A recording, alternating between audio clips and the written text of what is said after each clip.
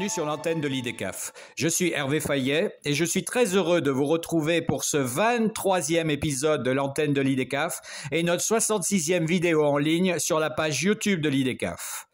À l'approche des fêtes de fin d'année, Astérix, Obélix et Idéfix sont de retour pour une 39e aventure en bande dessinée. Accompagnés du druide Panoramix, ils s'apprêtent à partir pour un long et mystérieux voyage en quête d'une créature étrange et terrifiante, le Griffon. Ces nouvelles aventures signées Jean-Yves Ferry pour le scénario et Didier Conrad pour les dessins sortiront le 21 octobre avec un tirage de 2 millions d'exemplaires pour la France et 5 millions pour le monde.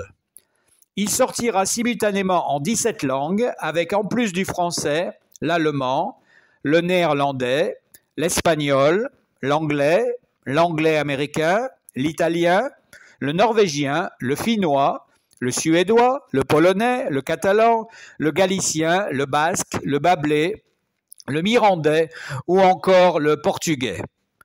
Ce sera un véritable plaisir de retrouver nos deux héros préférés, créés il y a déjà plus de 60 ans par les géniaux René Goscinny et Albert Uderzo.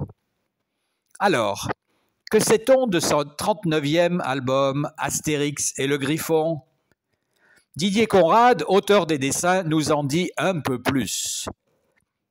Vous retrouverez dans l'album de grands espaces, des héros venus de loin, aider des innocents et des sauvages qui subissent l'arrivée conquérante d'une armée. Bon. De son côté, Jean-Yves Ferry nous en dit plus sur l'animal mystère du titre de l'album. Le griffon est l'animal totem d'un chaman sarmate. Doté d'un corps de lion et d'une tête d'aigle, il semble inconnu des Romains, tout autant que les girafes ou les rhinocéros. Pourtant, leur mentalité de conquérant va faiblir face à cet animal étrange. En sachant qu'Astérix et Obélix, sans oublier Idéfix, venus en renfort des Sarmates, ne vont pas leur faciliter le voyage. Voilà qui intrigue et donne envie d'en savoir plus. Réponse donc dans Astérix et le Griffon dès le 21 octobre 2021 dans toutes les bonnes librairies. C'est très vite, ça arrive très vite. Bonne nouvelle! Par ailleurs, l'actualité autour d'Astérix et Obélix, c'est aussi le cinéma sous toutes ses formes. En effet, près de 20 ans après Astérix et Obélix Mission Cléopâtre au cinéma, Alain Chabat s'apprête à retrouver l'univers de René Goscinny et Albert Uderzo, non pas pour un film, mais pour une série animée à destination de la plateforme Netflix. Il nous a dit: écrire et réaliser une série d'animation a toujours été un rêve. Je suis ravi de pouvoir le réaliser avec Astérix, dont je suis fan depuis des années. Cela s'annonce comme une aventure extraordinaire.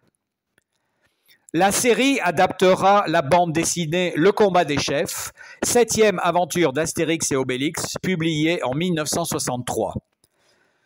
Dans cet album, Panoramix perd la mémoire et donc la recette de la potion magique après avoir reçu un menhir sur la tête. Le film Astérix et le coup du menhir de 1989 racontait déjà en partie cette histoire. De son côté, Guillaume Canet réalise le film Astérix et Obélix, l'Empire du Milieu, dont la sortie dans les salles de cinéma est prévue normalement au second trimestre de 2022. Il s'agit du 5e film en prise de vue réelle de la série Astérix et Obélix et l'adaptation des personnages créés par René Goscinny et Albert Uderzo. Il s'agit du premier opus basé sur une histoire originale, ainsi que du premier film de cette série dans lequel Obélix ne sera pas interprété par Gérard Depardieu. Le budget de ce film s'élève à 65 millions d'euros, ce qui en fait un des films français les plus chers jamais produits. D'après Guillaume Canet, Astérix et Obélix vont découvrir le sentiment amoureux et les femmes vont avoir une place plus importante. Je rappelle enfin que plusieurs films sur les aventures d'Astérix et Obélix ont été réalisés en 3D grâce au talent étonnant d'Alexandre Astier et de Louis Clichy.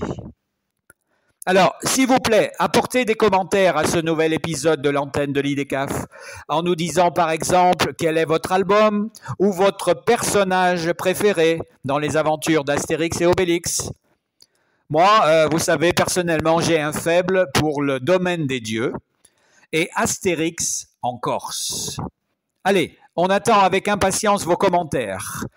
Et moi, j'attends avec impatience le 21 octobre pour commander Astérix et le Griffon. Bonne lecture. Je vous souhaite une excellente santé. Restez prudents, toujours prudents. À vendredi prochain pour un nouvel épisode de l'antenne de l'IDCAF. Au revoir.